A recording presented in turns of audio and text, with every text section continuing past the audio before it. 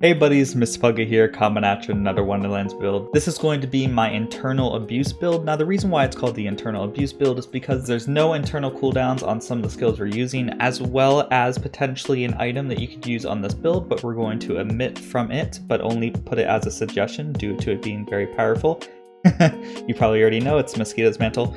But I do want to make clear that the beginning clip didn't have any Mosquito Mantle except for Barkenstein, and that was just to see what the damage difference would be. But this build is all about going from the shadows and doing a bunch of crit stuff, which is of course what From the Shadow does best, but a certain crit ability in the Blightcaller tree allows us to deal tons of damage when you combo it with the From the Shadows skill, because we'll get it to proc constantly since there's no internal cooldown, hence the name Internal Abuse. But before we get into the meat and potatoes of the video, don't forget to like, comment, subscribe, and follow me on Twitch on the top right. You have no idea how much helps me out, and let's get into the video. Legendary? Whoa! No way, dude!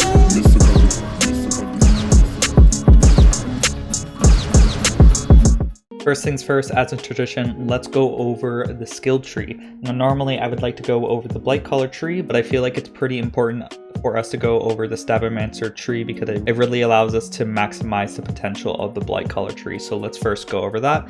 We're using From the Shadows, of course, as I said before, to get lots and lots of crit hits, but I'll get into why that's important in a few moments. We have 3 out of 3 on haste to allow us to get more movement speed and a melee attack speed. The faster we can melee, the faster we can get our hilt mod to activate, which is very important. And as well, movement speed always is fun to use on a build. We're using 5 out of 5 on potent poisons to deal more status effect damage. Obviously, that's what Blightcaller does really well, so we're optimizing that, as well as increasing the status effect duration by 40%, which means our status effect durations are going to last 7 seconds as opposed to 5 seconds, which allows us to get all our buffs for longer, which is awesome. As well as make exploit their weaknesses last longer, because the longer the status effect is on the target, the longer they're going to have this debuff on them, which is 6% more damage multiplicative on every single thing in the damage formula per dot that we have. So we can very easily get 3 to 4 dots and sometimes even 5 dots on this build, so you get up to 30% extra multiplicative damage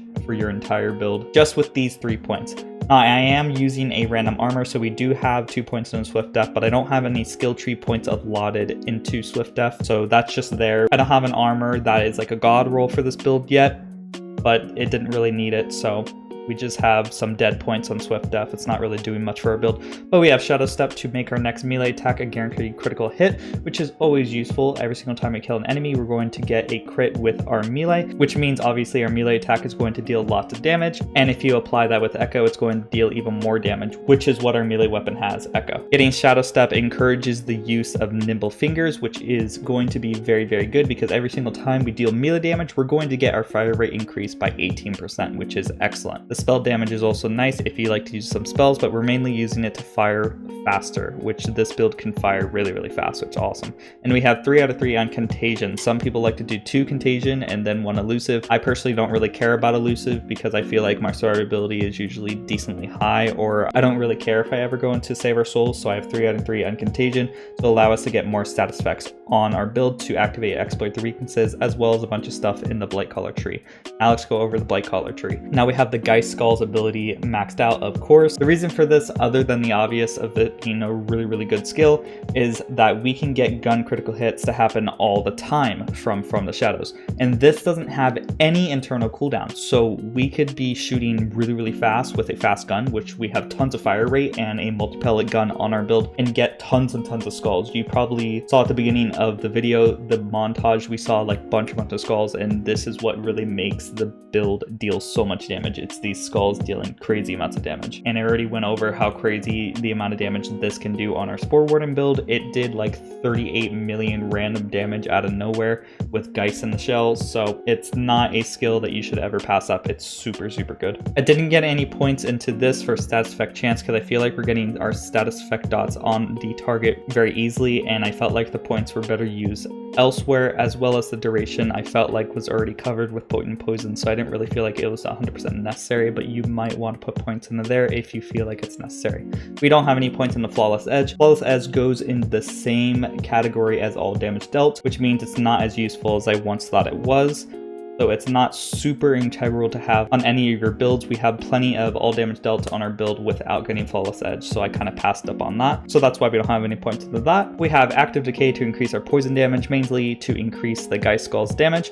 We have Hex Machina to increase our fire rate whenever we swap our weapons, which is going to be something you want to do to apply Soak with the Twisted Launcher. You're going to see 30% fire rate, which is awesome. Combine that with Nimble Fingers and you have an easy 48% fire rate on your build, which is going to allow you to deal tons and tons of damage. Next we have Worst Curse. Worst Curse is every single time we apply a Dark Magic status effect, our spell damage is increased, which is not really that important, but the ability damage increase is important because it's going to increase the damage of our Geist Skulls. Next we have Bogged Down. Every single time we deal poison damage, which is mainly going to be from our Geist Skulls, we're going to apply a Soak on all nearby enemies. I mainly only have this just for the occasional Soak with mobbing, because most of the time when we're bossing, we want to hit them with our Twisted Launcher to apply Soak immediately. And with all the montages I had at the beginning, I forgot to honestly even use the Twisted Launcher, so you could probably deal a lot more damage than I was at the beginning, because Soak is a huge multiplier on your build. So Bog Down is really just for utility on mobbing. It might occur when you're bossing, but the chance is pretty low. And by the time it does proc, more than likely the boss is going to be halfway dead. Next we have Frostbite. Whenever we apply Frost status effect damage, we're going to get increased melee damage and critical hit chance. Critical hit chance isn't going to do much for our build unless we're outside of From the Shadows, but we pretty much have a lot of things that is going to increase the duration of our From the Shadows, so we're in there as long as possible, as well as decrease the action skill cooldown rate so we can get in there as fast as possible. So it's mainly there for melee damage to deal even more damage when we occasionally melee due to Shadow Step encouraging that. Next, the important thing here is Burnt Offering. Whenever we apply a fire status effect, our gun damage and spell cooldown rate is going to increase. Our gun damage can get to a maximum of 27, as well as our spell cooldown rate going to a maximum of 36. This allows us to apply our spells quicker, which is excellent, as well as getting free 27% gun damage very easily on this build. Next, we have Toxicity, which is going to increase our critical hit damage, our companion damage, and action skill cooldown rate. Action skill cooldown rate obviously is very powerful on this build because we want to go into From Our Shadows very often. So this skill is very integral to allow us to deal not only more damage because it increases our critical hit damage, so it's going to make us deal more damage from the Shadows, but as well as get our From the Shadows back. Now the companion damage is actually a little bit more useful than you would originally think, due to the fact that companion damage actually affects Spirit Swarm. Spirit Swarm is affected by all companion effects, which means if we have more companion damage, we're going to get more damage with our Spirit Swarm. And Spirit Swarm is not a joke. Spirit Swarm is a very powerful skill. Obviously, on a melee-based build, you could apply higher status effects than we have on this build, like higher damaging effects, so you could get more damage from Spirit Swarm. But sometimes we have Spirit Swarm just out there dealing like 100k randomly to targets. It's basically a nice little tool to deal a little bit extra damage against bosses, as well as apply status effect damage, which we have tons of boosts for on this build. But for mobbing, it's especially awesome. You know how I like Blizzard and occasionally just pings targets? Basically what Spirit Swarm is going to do is home to a nearby target, kind of directing you where to go to find the next target, which is a big reason why I like Blizzard a lot, which is why I always make those Blizzard builds, but as well as deal tons and tons of damage to those mobs. So if you're mobbing, your Spirit Swarm could be killing one guy while you're killing another. It's pretty incredible. And that's the gist of the skill tree. Let's go over our hero stats. We have max strength for obvious reasons. We have max wisdom for more status effect damage, and halfway into attunement to get our From the Shadows back quicker. The items that we're using is a Cryo Nightshade. You already know how powerful the Cryo Nightshade is, but it's even more powerful with this build because we can apply tons and tons of pellets on a target, which allows us to get the Geist Skulls to spawn insanely fast. And to briefly just show you an example on what I mean by that, you probably already saw the clip at the beginning, but if I were to just shoot this guy really quickly, you'll notice tons and tons of skulls are coming out to deal damage to this guy. So we're getting basically skulls all the time with this build, which is awesome because it has no internal cooldown, and we're getting plenty of them to deal tons and tons of damage, as you saw right there. The skulls are also able to crit, which means they're going to get bonuses from the shadows as well, basically double dipping on the critical hit damage formula, which is awesome, as well as our all damage dealt, as well as other stuff that weakens the enemies, such as exploit their weaknesses. The Cryo Buffmeister also serves the purpose of activating our Frostbite ability, which increases our melee damage, which is always nice, and it has the enchantment on action skill start, increase damage dealt by 20% for 20 seconds. We're also using a Twisted Launcher, as I said before, so you can apply soak to enemies to deal even more damage with your cryo damage, aka your primary weapon, the Nightshade. I primarily only saved the Twisted Launcher for bosses, but I didn't really need it, and all the clips that I showed at the beginning didn't really use it, and I was able to kill targets very easily. So if you use this on top of what I did before, you will kill targets a lot quicker than I demonstrated at the beginning. Next, we have a Goblin Pickaxe. Obviously, Goblin Pickaxe increases our movement speed, which is a great survivability tool, our spell cooldown rate, and our action skill cooldown rate, obviously, to get our burst windows back up, which is, you know, our Buffmeister and From the Shadows. With action skill start, increase gun damage by 40%. Next, we have two mood rings that are identical with double rolled SMG critical hit damage, as well as action skill cooldown rate, which is always nice. Next, we have a Cursed Wit, as well as a Body Ruin, both with action skill active, increase elemental damage by 35%, which is going to double dip with our Geist Skulls, which is always nice. I like to personally use the Cursed Wit because we can very easily get the 100% increased damage dealt to the targets with the Geist Skulls with the skill. And personally, I like to get as close as possible with this build because I want the Geist Skulls to hit immediately. So the Cursed Wit kind of encourages that play style. Next, we have a Sacrificial Skeep with frost damage and Stabbomancer power. Stabbomancer power is going to increase our From the Shadows duration, which is why I have that. I was toying around with a Barter load that I found with Blightcaller power, but I felt like the Stabbomancer power was a bit more important at the current moment because I wanted to be in From the Shadows as long as possible to deal the most amount of damage. Sacrificial Skeep, of course, increases our survivability by a crap ton, and I was originally toying around with the Barter load pin cushion effect because I thought it would combo with the Mosquito's Mantle, but it doesn't actually proc with Mosquito's Mantle, which I made a misconception of on my Mosquito's Mantle video, but that's fine. The Mosquito's Mantle doesn't even need the Barter load to deal tons of damage anyways, so it doesn't work with it. I won't be using it, but it would have been cool if it worked with that, even though it doesn't need it. Speaking of armor, I'm using a Smart Armor because we're primarily optimizing our crit damage as well as our From the Shadows burst windows.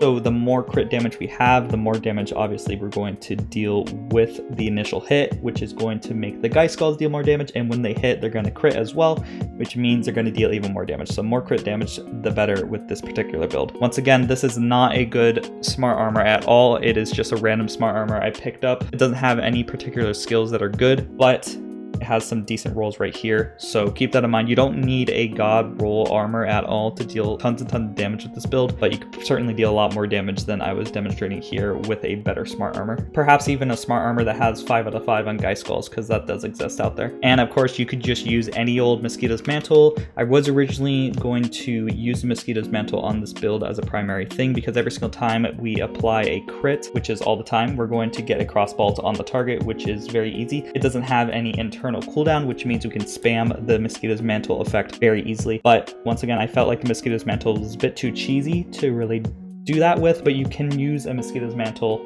to make this build deal even more damage, because this build was centered around abusing internal cooldown stuff like Geist Skulls and Mosquito's Mantle, but it doesn't really even need the Mosquito's Mantle to deal that much damage. But you can certainly use it if you need to. It does really well with it because we deal crit damage all the time. So just pick up any Mosquito's Mantle and you can pretty much go ham on this build. Oh, and I forgot to mention, with the Goblin Pickaxe we have is Echo, as well as being Dark Magic, which means we're going to proc Worst Curse with it. Next, we have a Ascended Buffmeister, which is going to be our Fire proc, which is going to be the important thing that I said before, which is going to increase our spell cooldown rate up to 36%, as well as gun damage up to 27%. So that's why we have a Fire Buffmeister. Fire Buffmeister also has, while act skill active, increased frost damage by 50%, which is going to increase the damage of our main weapon, which of course, the more damage we deal with the gun crit, the more damage the Geist Skulls are going to spawn with, so optimizing that is very important. We have Ka-Chow and Pew. Ka-Chow to increase our ability damage, which is going to increase the damage of our Geist Skulls by 80%, which is crazy, as well as Pew increasing our fire rate and reload rate very well. That's all the elements we have on this build to synergize. We have Cryo, Dark Magic, Fire, as well as Poison from our Geist Skulls. And before I show you how the build actually does against mobbing, I'm going to show you my myth ranks. We have a total of 407. I have 102 in Druid, 101 in Archmage, 102 in Blade Master, and 102 in Deadeye. And if anybody does find a armor piece with 5 out of 5 on Geist Skulls and try this build out, please tell me how it works, because I would love to hear it. I mean, we're already able to kill all the raid bosses like that, but can you imagine doubling the damage by having 5 out of 5 on Geist Skulls? That would be insane, guys. Alright, and let's go into a Chaos Chamber just so you can see how this build performs on a normal mobbing situation. Now, this build obviously is king on single target damage, since Geist Skulls doesn't go towards nearby targets, it instead goes towards the target that you're actually shooting at. So we're obviously able to deal lots and lots of damage very easily to single targets, but once we do proc our Spirit Swarm, it will go after some mobs like you can see right here and deal some pretty nice damage. Now right now it does have some low damage because the status effects that we applied earlier weren't that high, but we're able to deal lots and lots of damage. And keep in mind that Spirit Swarm does actually get the effects from Buffmeister, as you can see right here, so you can very easily apply the Buffmeister to deal more damage for the Spirit Swarm as well. Now, as you saw right there, I did decide to melee that target because I did want to activate Shadow Step, which we activated, which was the ability that after we kill a target, our next melee attack is going to be a crit, which obviously allows us to deal lots and lots of damage, as well as Echo allowing us to deal lots of damage as well. Obviously, we want to melee every once in a while just so we can make sure we get that effect of the increased fire rate abilities from Nimble Fingers, so make sure to melee as often as possible to optimize your damage, or even before a boss you want to melee them and then start shooting. So keep that in mind with this build. We get From the Shadows very easily, and I haven't even used Buffmeister in From the Shadows as well. And if I were to combine the two, we're obviously able to kill targets even quicker, as you saw right there. So any target that we come across with these two things activated on will just die immediately. And Contagion will occasionally apply a new dot to a nearby enemy, as you guys saw right there, which will preemptively apply that Exploit Their Weaknesses debuff, which is a very powerful debuff, as I said before, to the target that you are next going to kill, which is always a nice thing to see when you want to kill mobs. Now next I'm going to go into From My Shadows just so we can kill this dragon statue or dragon lord statue very quickly, and it just took 2 clips to entirely annihilate the statue. So that is a good demonstration on how much damage we can deal with this build and for how long, because normally when you attack the statue, it does have that small seconds of invulnerability after you destroy one of its pillars. So despite 4 different periods or 5 different periods of invulnerability, we were still able to clear it before From the Shadows was done, which is a great demonstration on how long we can have From the Shadows out. And how often, because I just used it a few seconds ago and we have it back. And unfortunately I did get down there, which means we unfortunately don't have it anymore, but that's okay because we will get it back very quickly, as I said a million times now. One final thing I want to do is make this next portal an elite portal, because this is going to be a good demonstration on how much damage we can deal to elite enemies, as well as how quickly we can mob with this build. So I'm going to just go into From the Shadows as I've done before, and sometimes what I like to do is just hit them a couple of times and then just let my Geist Skulls deal the rest of the damage when I'm in From the Shadows, because I know it's going to double dip on the crit damage formula as well as all damage dealt that I had on this build.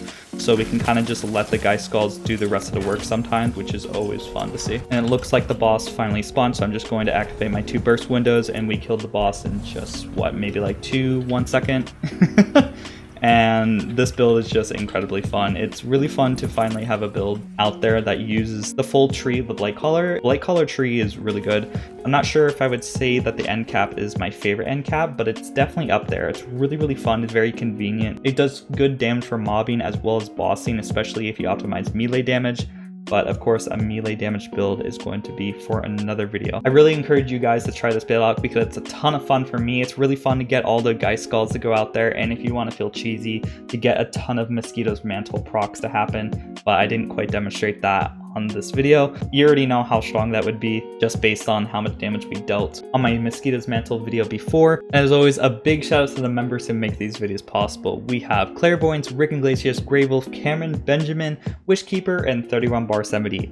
These are the people who support me as little as $5 a month, and you can also support me as little as $5 a month by clicking the link in the comments or description or in the top right to become a member. The more members we have, the closer I get to becoming full-time, which means more videos for you guys. Don't forget to like, comment, subscribe, and I hope you all have a great day.